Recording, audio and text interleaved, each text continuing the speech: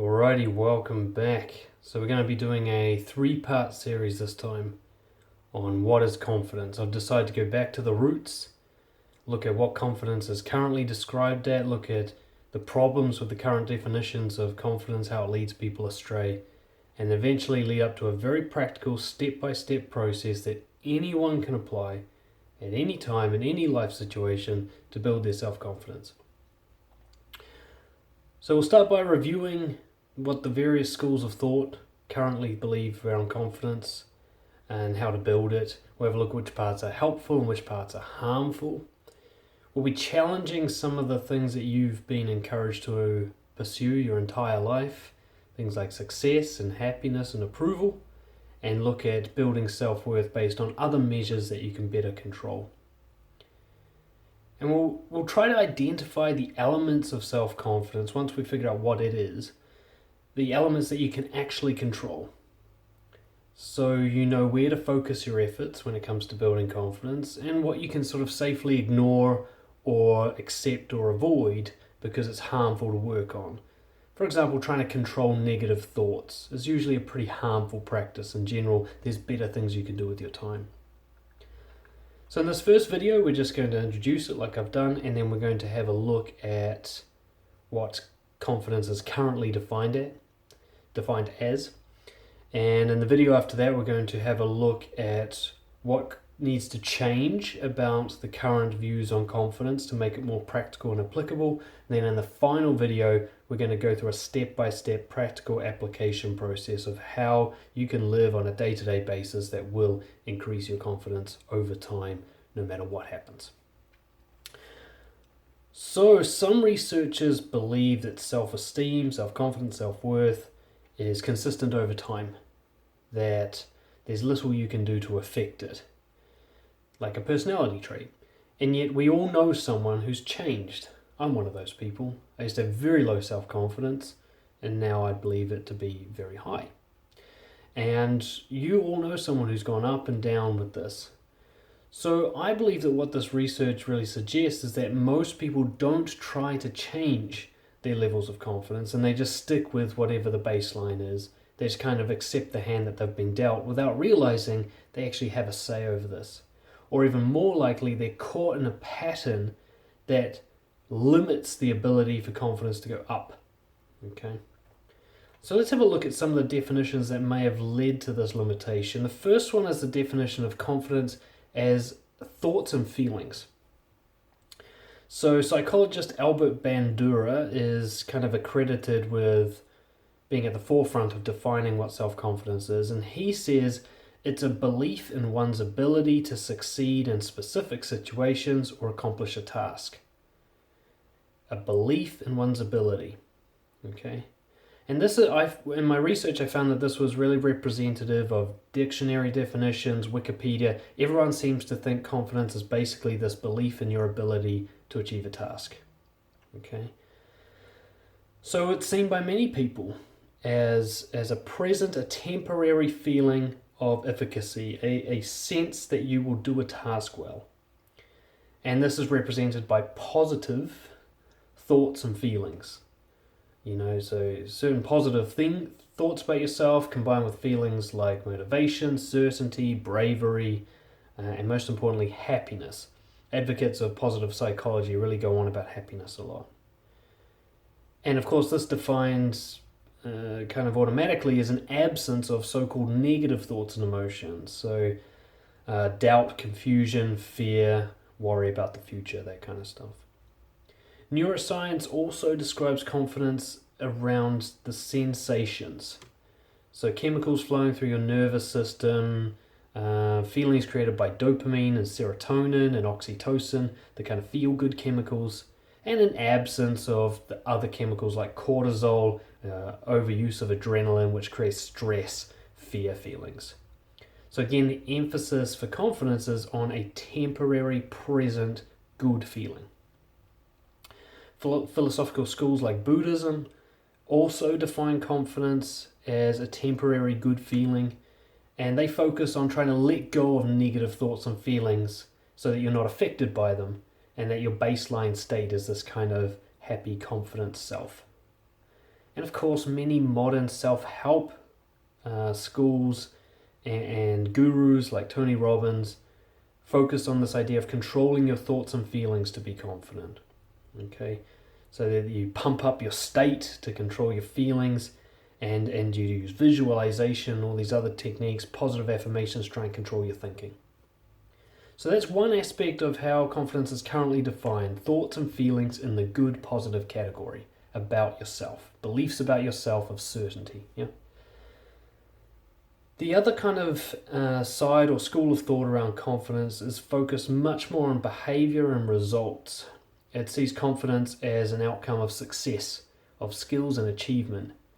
Robert Kiyosaki, the famous property investor and author of Rich Dad Poor Dad, he says confidence comes from discipline and training.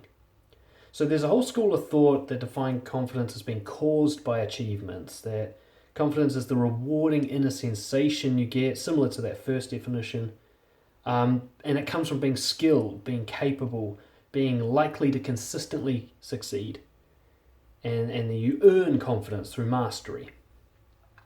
Philosophies like Stoicism, Epicureanism, all focus on mastery. The Stoics have these 4 virtues to live by, and they don't really use the word confidence as such, but definitions of a good life and being a good person are all about mastering these virtues. You become good at applying the philosophy. That's how they think a good feeling about yourself is created.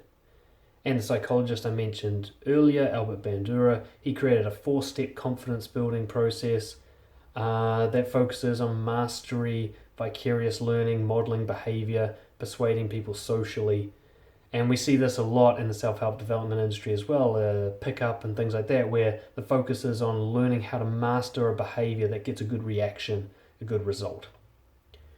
So we often use this kind of definition of confidence when we talk about other people too. So we say, I have confidence in someone when we think of them as skilled and reliable and successful. So I did a few weeks of research, and that was the overall theme that kept coming through as to what it means to be confident from all the various schools and what they agree on as to what confidence or self-confidence is. Let's have a look at some of the problems with this. Unfortunately, these definitions leave absolutely no room for natural, normal, inevitable human processes.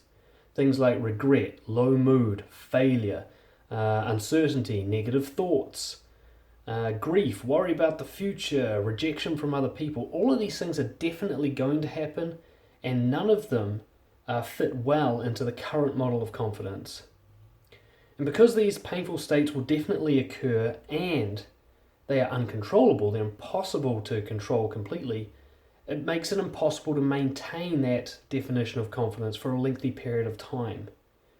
It leaves room for improvement on the definition of confidence because the current model is so easily affected by uncontrollable factors. So, what if you're naturally pessimistic as a personality? You're hardwired to focus on the downside of things. Or what if you're grieving, or you fall ill, or some catastrophic thing overwhelms your focus and you can't think properly, or your certainty in the future gets upset by a big unexpected event? Is it really impossible to be confident in yourself with all of that happening?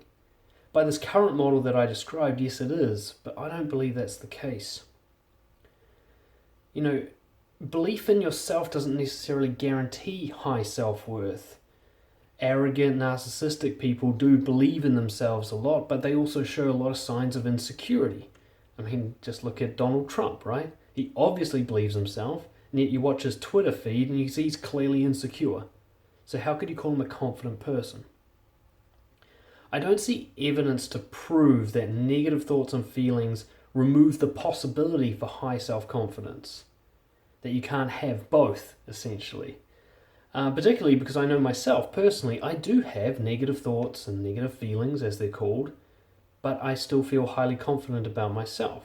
Those things don't contradict each other. They can happen at the same time, and I know many other people who report the same. We know from research, and I'll include links and stuff in the main article down below, citations, that thoughts and emotions are largely outside of your conscious control. You can have some impact on them, but they kind of happen to you. So controlling them as a method for building confidence is basically impossible. But what about skills? So going to that second version of confidence, while behavior is arguably easier to control than thoughts and feelings, being good at something does not guarantee high self-worth. It's fair to say Adolf Hitler was pretty good at what he does, so to speak, but he was clearly a man plagued with insecurities. And we all know someone who's excellent at something and still has really low self-confidence. A great artist, for example. Think about how many of the great musicians killed themselves at the age of 27. They're obviously like the top of what they do and achieving very well and getting lots of great results, but it still wasn't enough to create high self-worth. So, and each of us will have experienced, at least briefly, feeling confident because we were good at something. There's no denying that. But did the feeling remain? Did it keep going if you stopped being good at it or ended the task? If I'm confident in myself because I'm a good dancer, what happens when I break my leg and I can't dance anymore? Does the confidence remain? And what if all the other dancers suddenly become better than me and I can't get those results anymore? Am I still confident in myself? And even if you were to develop a large range of skills in different areas, sort of covering yourself for various setbacks and failures, you could still end up quadriplegic from a car accident or sentenced to imprisonment. How would you maintain confidence then? So I believe confidence should not be so easily disrupted by uncontrollable factors. We should not have to rely on continued success and happiness to be confident, because these are largely outside of our control. So we can work hard and we can often feel good, but outside forces can destroy that at any given time. So what we're going to be working on in the next couple of videos is a new definition of confidence that encompasses all those inevitable negative things that are going to happen to us and remain strong in the face of them. I'll see you for the next one. Cheers.